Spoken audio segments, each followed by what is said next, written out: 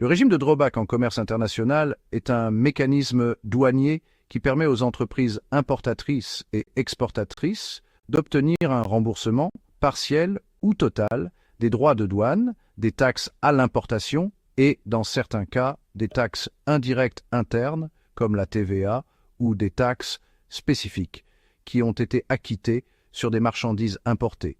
Ce remboursement est accordé lorsque ces marchandises, soit dans leur état initial, soit après avoir subi une transformation ou une incorporation dans un produit fini, sont réexportées vers un autre pays. Ce régime vise principalement à encourager les exportations en allégeant les charges financières et fiscales liées à l'importation de biens utilisés dans le cadre d'activités économiques tournées vers les marchés extérieurs.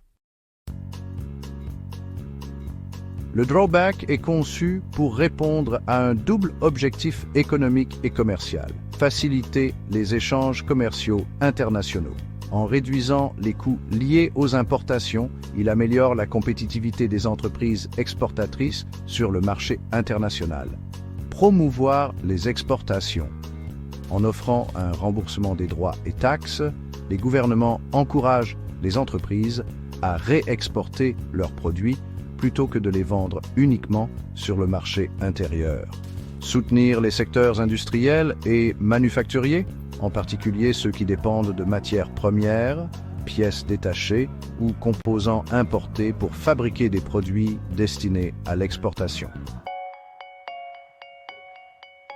Et le régime de drawback repose sur plusieurs étapes clés. Importation des marchandises.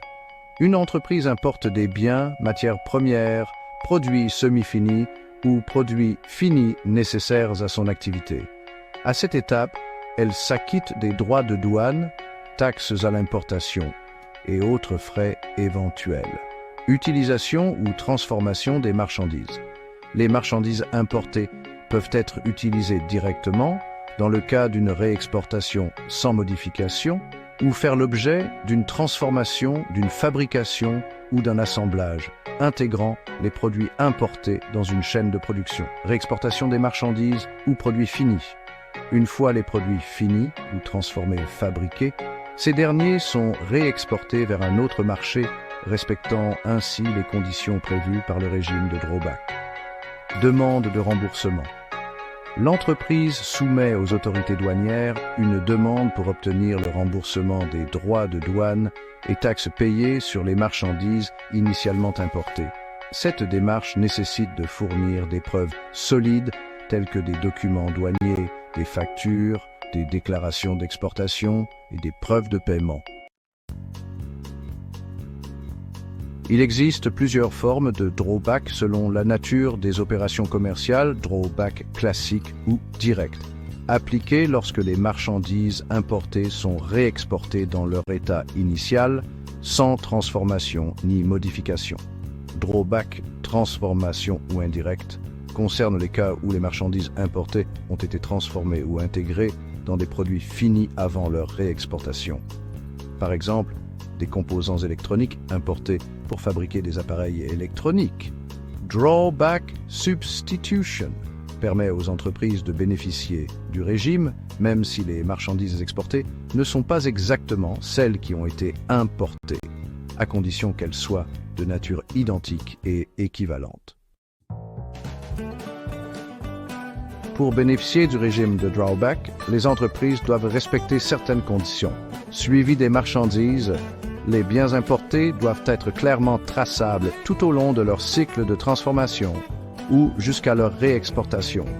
Justification douanière, fournir des preuves documentaires des droits et taxes payés à l'importation, ainsi que des déclarations d'exportation. Délai de réexportation. Les régimes de drawback imposent souvent un délai spécifique, par exemple 12 ou 24 mois, entre l'importation et la réexportation. Respect des réglementations locales. Chaque pays a ses propres lois et conditions encadrant l'application du drawback. Inconvénients et défis. Complexité administrative. la gestion des documents et la traçabilité des marchandises importées et exportées demandent des ressources et une organisation rigoureuse. Coût de mise en conformité. Les entreprises doivent investir dans des systèmes de gestion et de suivi pour se conformer aux exigences douanières. Risque de fraude ou de mauvaise utilisation. En l'absence de contrôles efficaces, le régime peut être utilisé de manière abusive pour échapper aux droits de douane. Exemple d'application. Textile et habillement. Des tissus importés peuvent être transformés en vêtements dans un pays avant d'être réexportés vers des marchés internationaux. Automobile. Des pièces détachées importées sont assemblées dans des véhicules exportés par la suite. Électronique. Des composants comme des microprocesseurs sont importés, intégrés dans des appareils électroniques, puis exportés. Conclusion. Le régime de drawback est un outil essentiel pour les entreprises opérant dans le commerce international car il favorise les exportations tout en réduisant les coûts d'importation. Il joue un rôle clé dans la promotion de la compétitivité économique, particulièrement dans des secteurs comme l'industrie manufacturière et les chaînes d'approvisionnement mondiales.